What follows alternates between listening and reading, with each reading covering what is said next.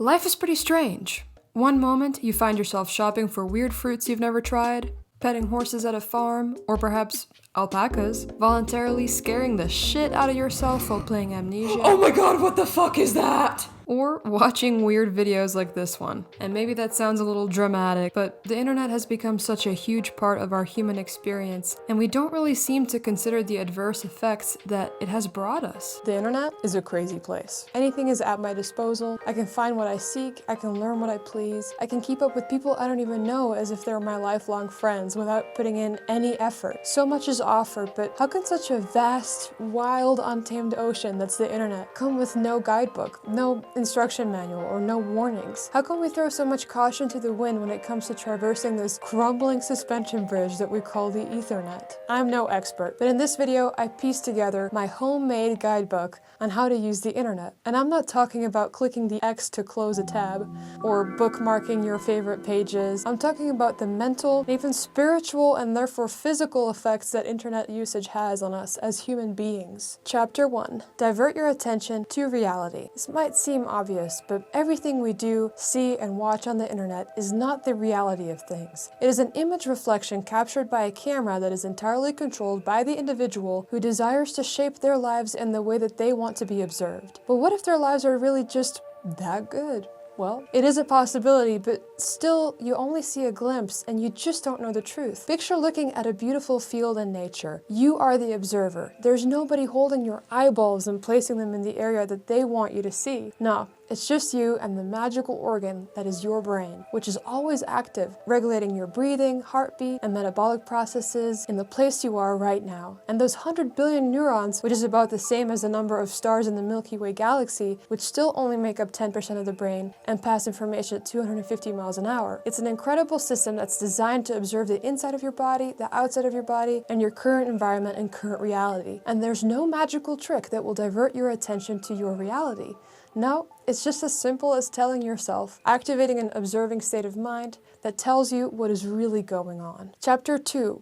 Divert your attention to this present moment. Reality is the world or the state of things as they actually exist, as opposed to an idealistic or notional idea of them. The present is a point in time which coincides with your current reality, but reality is not the same. The present moment is always shifting, always moving, and you will never be as young as you are in this moment. You can't go back in time, yet anyway, and the present is the one thing that you have working for you or against you. But the internet, everything we do, see, and observe is all in the past. None of it is in the present moment. Even this guide, this very video, was planned, filmed, edited, and posted in the past. And it is good to remind yourself that the present moment must be cherished, but every other moment that you spend on the internet is a glimpse into the world of the past, and is essentially regressing, whereas the present gives us the opportunity to be progressing. Chapter 3. Divert your attention onto yourself. On the internet, we are interpersonally trying to interconnect with each other. A lot of it is focused on being half present where other people are or have been present too. This can lead into the greatest distraction of all, thinking that life is meant to be lived to please other people. While some of us truly are people pleasers and like reaping the rewards of being connected with others, some people don't resonate with that personality type, and it's easy to forget who we are sometimes. It's been shown that you are what you think of most of the time. A very simple example is when an animal accidentally gets raised by a different species of animal and starts believing that they are like them. I'm sure Romulus and Remus thought that they were wolves at one point in their infancy. If we're constantly looking at people that we're envious of for skills or looks they have that we don't, why spend the time making yourself upset when the time could be used to accomplish the things that you want to have? Diverting attention back onto yourself can be so rewarding, but beware of self-help gurus who claim to know the answer to all your problems, but in reality are just there to capitalize off of your issues, because the truth is that the answer to every problem that you have is already inside of you.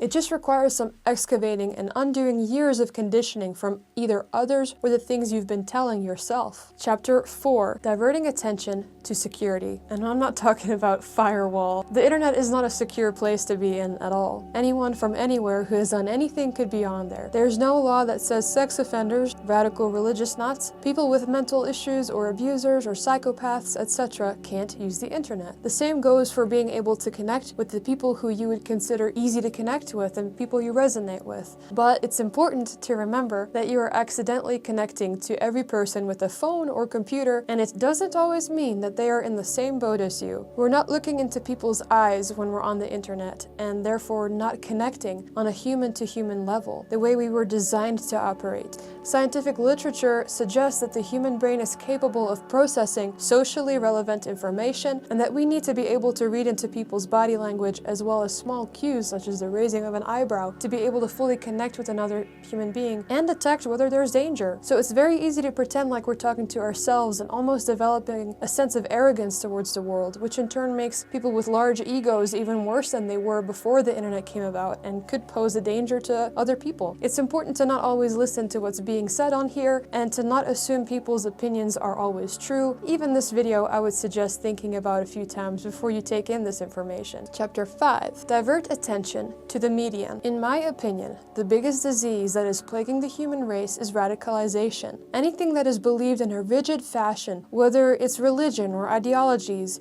it's gonna be exacerbated by the internet. Confirmation bias is the tendency to interpret evidence as confirmation of one's existing beliefs or theories. It's so easy to worsen radical thoughts within us. Even atheism can be believed on a radical religious level. Anything that is an extreme is perpetuated by the internet because we combine the dissatisfaction with ourselves caused by excessive social media use with the lack of control we now have over ourselves and add a blank slate called the internet, which may be painted in any color we desire. That's when we create an echo chamber of loudly resonating our soul opinions and fall into a trance. And anything that comes in the form of religion or ideology is almost always one side of a story. The only things that are factual is our material reality, such as the sky being blue, grass being green, and birds chirping from trees. But anything else, any ideology that is created by a human being is almost always a half-truth. And you'd be lucky if it's a half-truth, because most of them are quarter truths. We should always do ourselves a favor of allowing our thoughts to explore new dimensions and come to our own conclusions rather than tightly clinging onto the warm, cozy, collective blanket of a radical ideology. As a human who desires the best for the human race, we should seek not to play into our own corruption. That's what I have for the guide